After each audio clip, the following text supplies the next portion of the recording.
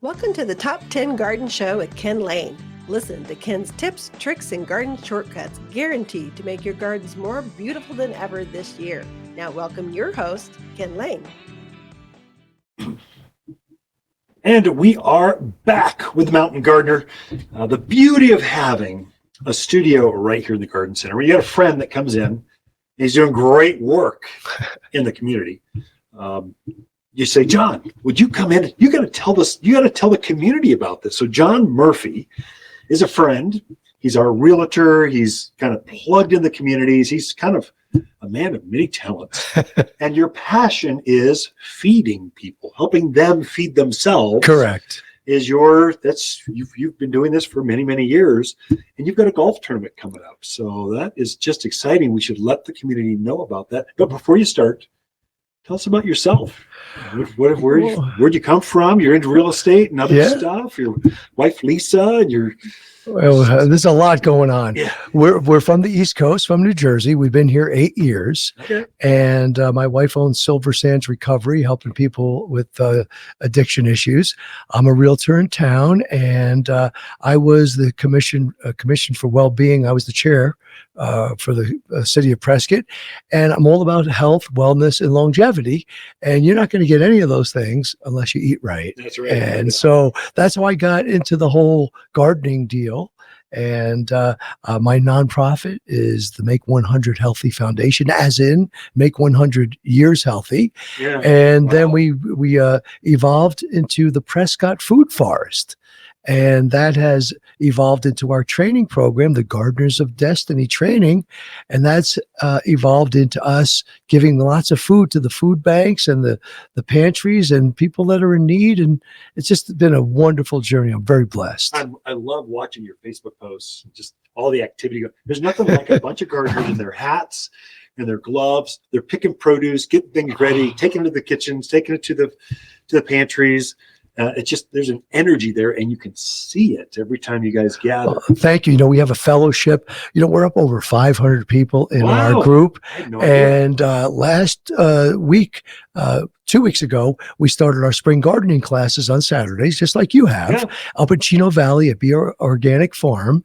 And that's our home. We have a 5-acre farm up there, and we teach people how to grow food. We have a gardening director, Stephanie Leon, and we have a whole crew of volunteers. So it's really cool. We have children, we have families, we have older adults, and they all have one thing in common. They want to grow food, they want to help others, and they want to share it with their families. Yeah. And that's really our mission, is to empower people to have the ability to grow your own food for health and wellness and self-sustainability in case, something happens. Yeah, absolutely. If you want to connect with the next generation, Right. so my grandkids, we love hanging out in the garden.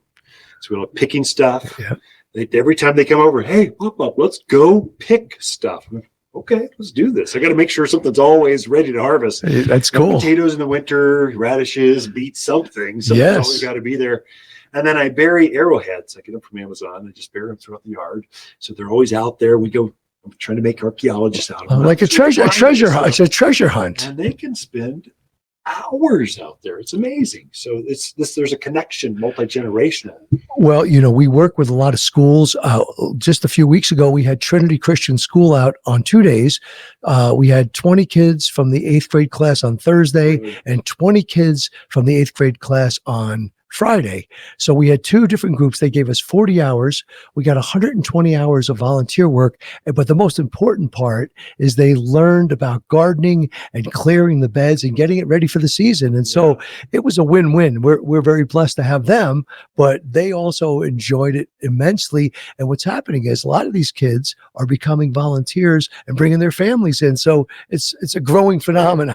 It's interesting that a lot of folks, we are off the farm. So as a kid, I went to the family farm every summer, and I didn't really work that much. We just went down to visit family. It was a big, many, many acres and silos of feed, thousands of chickens and hogs everywhere. And you rode horses, and you were out with your BB gun for all day. You expected to be home by dark. That's how I was raised. My kids, sports were the big thing. Right. Maybe band, some drama, possibly production stuff. But they really don't have that farm experience. And now the next generation is even more removed. Food does not come from Costco. It comes from the farm. Exactly. Comes out. So they have kids actually work in their hands in the soils and play with that. I think it's a game changer. Well, I really think that it's coming full circle.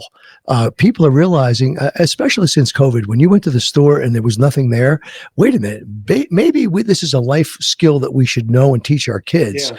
And kids are really getting into it. You know, they say that gardening is the only hobby that goes from young kid to centenarians. It's the famous, it's a favorite hobby of centenarians. Yeah. And so when you take a grandpa, like you said, and a grandkid, they bond over the gardening. And there's nothing so delicious as a tomato you pick from your own garden. It doesn't even taste like the same food as you get from the store. I think the oldest customer we have here at Waters Garden Center here in Prescott, Arizona, she's 101 years old. God bless her. She's still coming in, a full-on gardener. So you have to listen really carefully because the voice is getting a little slower, a lot lighter. She has her assistant helping her, but her heart and soul is in the gardens. I think it keeps her young. So, it keeps her alive. Yeah, It gives her purpose. So tell us about this golf tournament. How'd you come up with? And that's just kind of, this is a big deal. You are sold out. It's amazing. So we are having our first annual Rock the Garden Open. And you know, I always like to have catchy themes. Well, we're really living it. We have 3 live bands playing as we play golf. Nice. We've got the Cheek Tone Trios on hole number 7. We've got what's their names? Totally Reckless, a big rock band that's plays downtown, and the Amazing Tortellini Brothers on 13 and 14. So there'll be live music as we play. And you know, golf is sometimes a very esoteric type of activity. This is going to be like the Waste Management Live Tour, and we're going to have music throughout. We've got games, and one of the games we have is Putting for Plants, sponsored by our good friend Ken Lain. And so we're on the putting green. We are setting up about a dozen different tomato plants, and you're going to have to putt around those. If you get in the hole, you get a raffle ticket, and you could win a golf club. You can win clothing, a bunch of things. And so we're just making it fun because, you know, any good pursuit that has sustainability and longevity needs to be fun. Yeah. And so it can't be a chore. And that's what we try to do every week at our garden up at Be Organic Farm, which, by the way, back in the day, Waters Garden Center had an orchard up there. We used to grow out there. Yeah, which is so cool. And so we have these classes, and what happens is the volunteers get to take and pick whatever they want. So they get to share in the bounty. And that seems to be a very, very popular thing because I live in Prescott Lakes, and this tournament is at the club at Prescott Lakes, but you really can't grow food there because of the fact that you have the jabalinas and the HOA won't allow you to do different things. So I do container gardening, but to do real gardening and farming, we have to be on a farm. Sure. The community garden. Yes, exactly. Community garden. Yes, exactly. Not enough of them. Exactly. So, and we can do this together. We bond together. So that's great stuff. So Prescott Lakes, the tournament is April 30th. April 30th. And you're sold out, I heard. We're more than sold out. Oh, really? We were going to sell out. We sold out at 108. We're up to 124 golfers. And the club at Prescott Lake has been very gracious. We're having a big awards banquet right afterwards. We're giving out prizes. There's at the clubhouse. And we're doing a special lunch, and we're honoring a local legend. John Gunby is a PGA Hall of Fame golfer. He's retiring, and he does things with the Special Olympics and the vets. And we're honoring him with the Arlene's Angel Award, which is named after my late mom, who was she was a gardener. Cool. And so it's just all good feelings. And the fact is, most of the volunteers are in our gardening club. And you know, we have the Prescott Lakes Gardening Club. Spoken to that group several times. Yes. Great, energetic club. Yeah. So if people want to donate, get involved, want to see more, you can't play golf this year, but you want to get on the list for next year or something, you just want to get involved in this community garden stuff, where should they go? Well, there's really one central hub, and that's www.prescottfoodforest.com. Great. Our Facebook page, as you've mentioned before, is full of information, and we tie that into the website. We have a donation link there, and a lot of people have donated. And just to let you know, we're the Make 100 Healthy Foundation is an Arizona nonprofit, a 501c3 nonprofit. All the money goes towards supplies, education, scholarships, which is Yeah. key. It's a $99 class, but we have 23 students that are getting it for free, but they're giving us 10 hours in return. So we have another 230 hours of volunteer time. John Murphy, Rock the Garden golf tournament. Yes. And they're raising money for Prescott Food Forest and just At getting the some organic causes going, farm. getting Yeah. kids going. So, John, I appreciate you being in here. Keep up the good work. You're Thank making you, a sir. difference in our community. We appreciate your support. Okay, Ken Lain, the Mountain Gardener. We will be right back. Don't change that dial.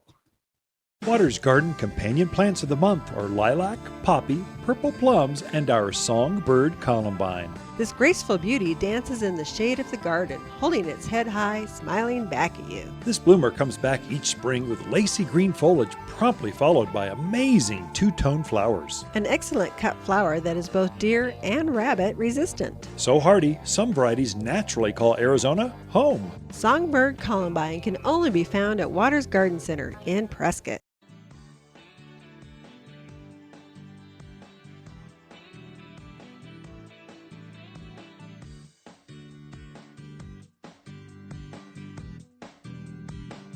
You're listening to garden expert Ken Lain. He can be found throughout the week at Waters Garden Center in Prescott.